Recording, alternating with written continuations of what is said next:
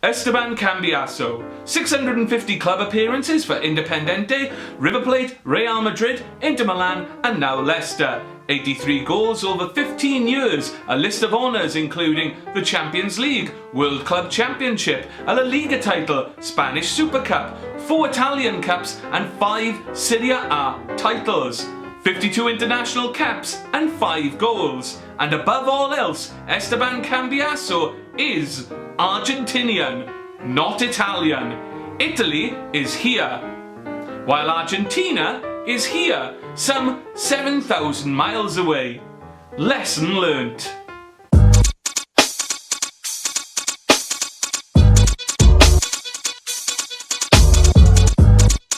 Hello and welcome to the Fantasy Football Fix. I am Richard from the DipsyDudes. Outside in the garden, it's absolutely beautiful out, but what a huge game week we've got in front of us. It is a massive double game week and it is the perfect chance for some big sexy points to be scored, because you get this week right and you could be having one hand on the trophy. The title could be yours if you play your cards right. But before we get into the double game week, let's look back at the littlest game week in the West. That's right, it's the game week 33 Dream Team. Do it, you're doing it well.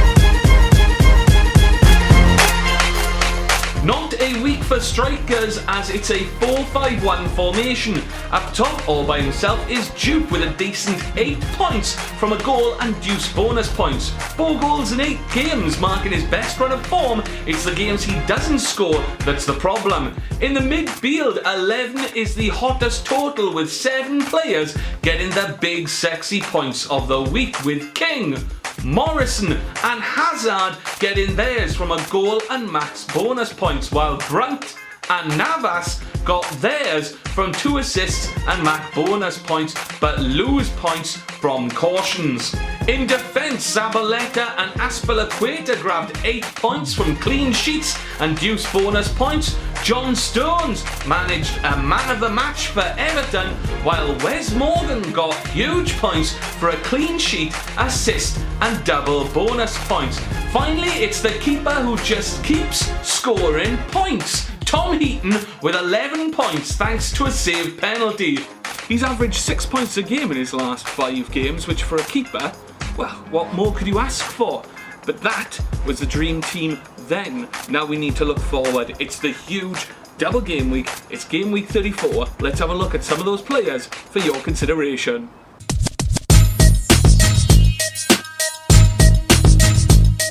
There's only one place to start, and that's the 4 teams doing double duty this game week. Chelsea, Hull, Leicester and Liverpool. 4 unusual teams, as 2 of them are in great form, 2 of them are looking hopeless. 2 of them are at the top, 2 of them are fighting to stay in the league. Let's start at the very top with Chelsea. To be honest, quite simply, if you haven't built your team around at least 2 Chelsea players right now, then you are playing Fantasy Premier League wrong.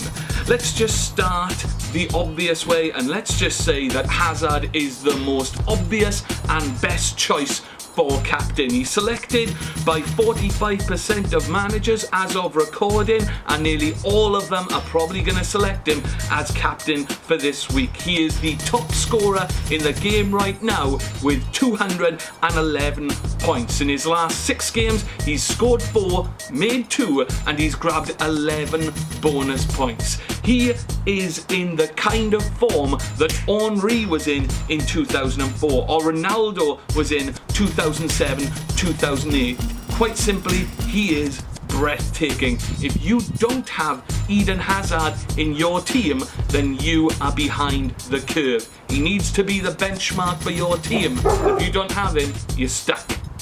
So you got Eden in the midfield. You need to have Chelsea defenders. Personally, my choice is Ivanovic. He's been in my team since game week 3, but Terry knows how to keep a clean sheet, and he keeps on keeping clean sheets. You've got Azpilicueta, who scored 16 points in 2 games. They are big money players, but they are worth the money. They're big money players because they're big game players. They may seem like the obvious choices, to be honest, but with Chelsea needing 4 points to win the title, then they are gonna park the bus in every game until they do it. They're going to go for a clean sheet against Arsenal. They're going to go for a clean sheet against Leicester. It's obvious. There's nothing wrong with backing the obvious choices. Chelsea face Arsenal at the Emirates, and then they face Leicester in midweek. We talked about Leicester last week and said that if you got on them for that game week, that you would be ready for the double game week to take advantage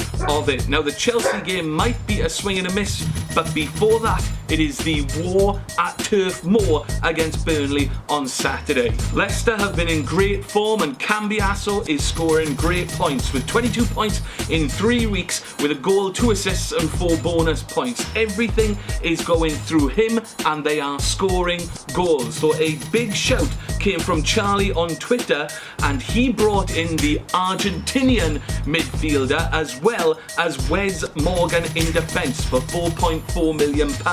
He's a bit feast or famine, but my word did he feast last week. Burnley have done a good job this season of stopping people from scoring at Turf Moor, but in a 6-pointer like this, could go either way. This could have some goals in it. The other bonus of looking at Leicester players beyond this game week is that in game week 35 they play host to Newcastle, which will be another home game that they'll fancy winning, so they might be worth the investment for the long term. As it pertains to the double game week, Chelsea and Leicester are the hot teams going in, but the other two teams are as cold as ice and willing to sacrifice. First off, Hull.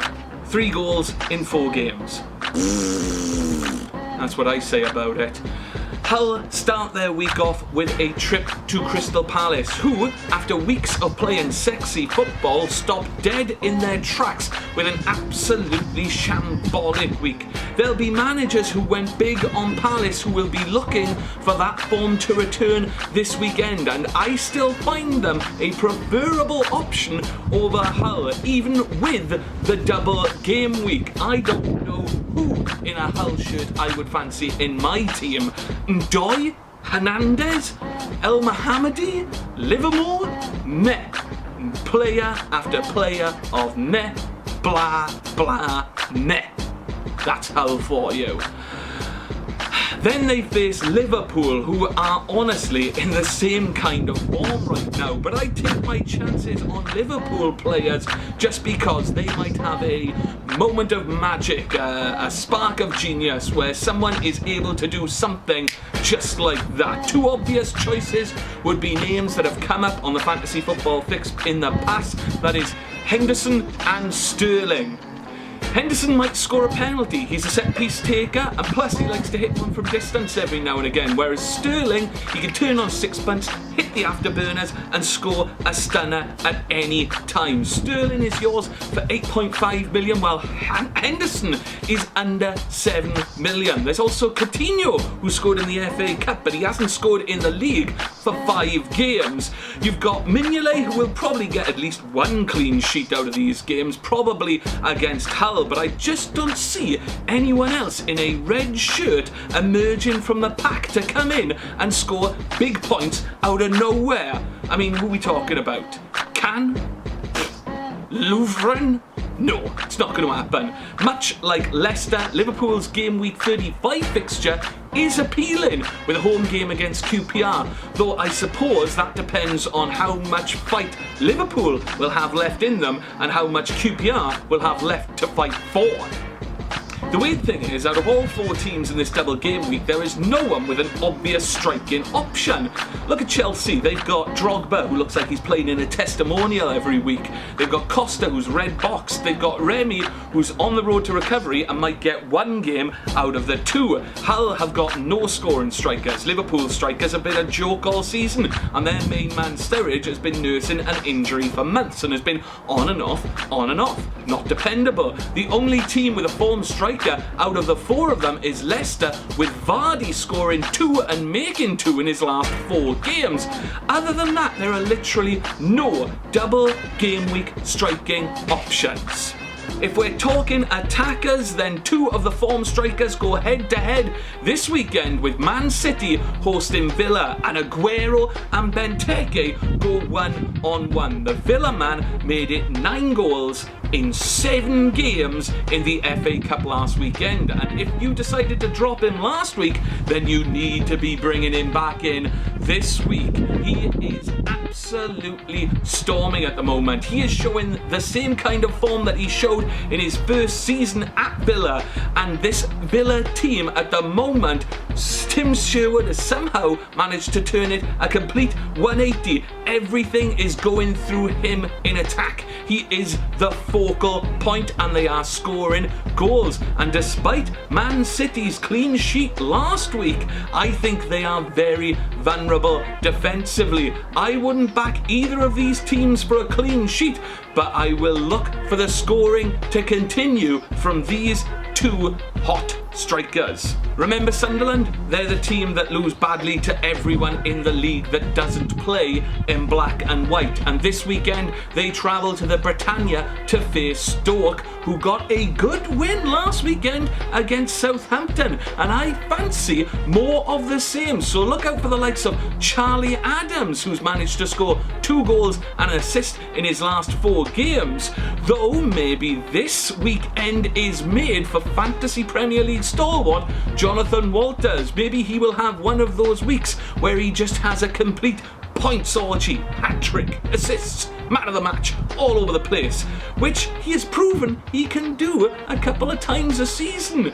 If you look at them up top, there is pretty much only Diouf, who got in the dream team last week, though his current form is very one on, one off, but it's Sunderland, so if he's gonna score, he's gonna score against them, and he's 6.1 million, so he might be an outside bet for those who don't fancy having the likes of Aguero, Benteke, Giroud or Kane up top. I'd also look for some points to be scored at the back, with Shawcross an obvious shout for nearly 5.5 million, but if you want to squeeze those pennies again, then maybe Jeff Cameron for 4.2 is an option. It'll take a turn around in form defensively, as they haven't had a shutout since game week 28, but if it's gonna happen against someone, it's gonna be against the Black Cats.